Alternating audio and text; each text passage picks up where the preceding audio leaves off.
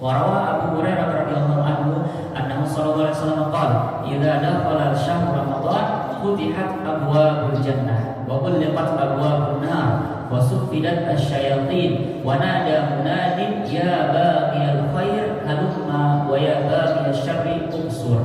Nah, jadi kita kalau mau masuk bulan puasa itu jangan biasa-biasa saja ya. Jangan seakan-akan pergantian bulan biasa. Nah, puasa ya sama seperti kita masuk bulan Rajab, sama seperti kita masuk bulan Sya'ban, sama seperti kita masuk bulan Ramadan. Ya, tidak ya. Karena alam semesta ini dibuat berubah oleh Allah SWT kalau masuk bulan Ramadan. Sampai-sampai surga itu pun bergembira menyambut bulan puasa.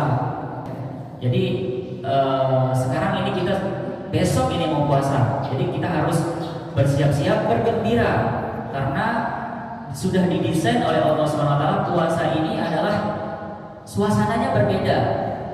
Dengan masuknya bulan puasa itu pintu-pintu surga semua itu terbuka, ya. Semua jalan kebaikan itu terbuka. Kita mau bersedekah, jadi orang-orang berlomba bersedekah. Kemudian orang-orang juga kita akan melihat orang-orang semangat orang-orang untuk datang ke masjid, ya. Ini peringatan, ini kita saling mengingatkan bagaimana coba kita niatkan selama bulan puasa ini biar lebih baik Ramadan kita besok ini. Gimana caranya 30 hari selama bulan Ramadan itu tidak putus sholat jamaah kita ya. Kita ramaikan masjid ya. Supaya tidak sama dengan bulan-bulan yang lain, tapi ada yang berbeda. Kemudian kita setelah sholat, coba kita saling semangatin, saling kasih contoh. Coba baca Quran sebentar di masjid, sekitar selembar atau 2 lembar. Mungkin yang nanti kalau saya baca Quran kok saya sendirian yang baca Quran ya. Tapi sedangkan kalau misalnya banyak yang baca, ada yang inisiatif buka satu, nanti yang lain jadi tradisi jadinya ya. Jadi tradisi baik. Nah, jadi siapa yang berani mengawali itu nanti berani mengawali kemudian dilihat sama orang-orang lain, nanti pahalanya akan terus mengalir ke dia. Nah, di beberapa masjid itu biasa kita lihat kalau bulan-bulan Ramadan bahkan orang-orang sampai duduk berjam-jam di masjid ya, menyelesaikan wirid Al-Qur'annya biar khotam minimal 1 kali dalam 1 bulan itu. Futihat abwabul jannah wa ghulqat abwabun nar. Bagaimana agar ini ada yang mengartikan ini adalah makna hakiki. Ada yang mengartikan ini adalah kinayah atau konotasi atau kiasan ya, bahwa arti daripada pintu surga dibuka itu orang-orang semakin semangat menjalankan berbagai macam kebaikan yang menjadi satu pintu, 2 pintu untuk masuk surga.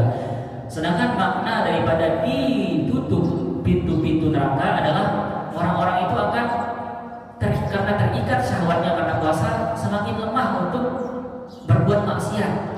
Yang sebelumnya sering mungkin bergibah, yang sebelumnya mungkin sering dalam jual beli itu sering menipu dalam timbangan atau sebagainya. Ketika dalam puasa itu dia ada rasa mawas diri ya. Saya ini sedang berpuasa. Ketika mau menggibah orang ada rem. Begitupun juga ketika mau melakukan hal-hal yang bukan-bukan ada remnya. Nah, itu kinayah. Beberapa ulama berpendapat bahwa ini adalah kiasan bahwa beberapa kemaksiatan itu tertutup ya. Wasuffidatis syayatin, dan setan-setan itu dibelenggu. Nah, sekarang jadi pertanyaan, kalau memang setan-setan itu dibelenggu, ya kenapa masih ada maksiat di bulan puasa? Ada nggak kita lihat maksiat di bulan puasa? Banyak. Di jalan-jalanan, orang-orang yang tidak puasa bahkan banyak. Ya, karena digoda oleh setan. Nah, menurut beberapa pendapat ulama bahwa arti daripada sufidat asyayatin, dibelenggunya setan itu adalah maradatus syayatin. Arti maradatus syayatin itu adalah bos-bosnya setan, hanya bos-bosnya saja yang dibelenggu ya. Tetapi sedangkan kalau anak-anak buahnya itu tetap masih diizinkan berkeliaran bebas, atau memang benar semuanya dibelenggu, tetapi setan ini kan selama ada sayapnya itu ya. Tapi saya kurang ingat, jadi mengartikan bahwa setan ini dia menjadi guru bagi hawa nafsu kita. Diajarkan nafsu kita agar melakukan maksiat ini, melakukan maksiat ini, maksiat itu dan maksiat itu, ya. Tapi lama-kelamaan nafsu kita yang kadang-kadang menjadi guru bagi setan, lebih hebat lagi bagi setan.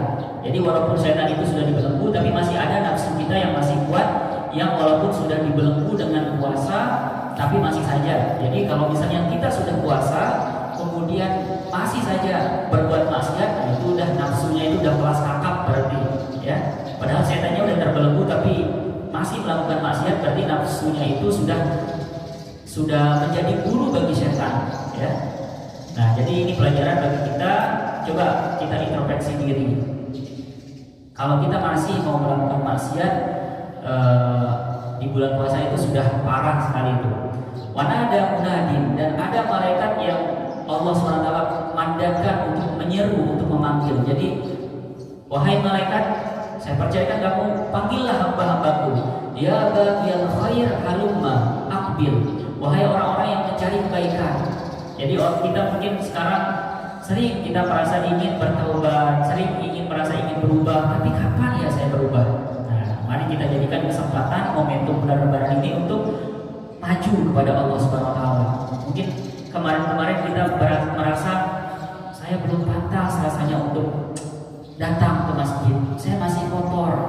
Saya masih belum pantas rasanya untuk ini itu. Tapi kalau bulan Ramadan ini, inilah kesempatannya. Kita dipanggil oleh Allah SWT, dibuka pintu maaf selebar-lebarnya agar orang-orang yang mau datang kepada Allah, mau kembali pada Allah itu agar datang. Wa ya baghiya syarr uqsur. Tapi orang-orang yang masih mau melakukan keburukan di bulan Ramadan, ya sudah, tidak ada kesempatan bagi kalian. Sudah dibukakan oleh Allah SWT selebar-lebarnya, kalian tidak memanfaatkan kesempatan itu.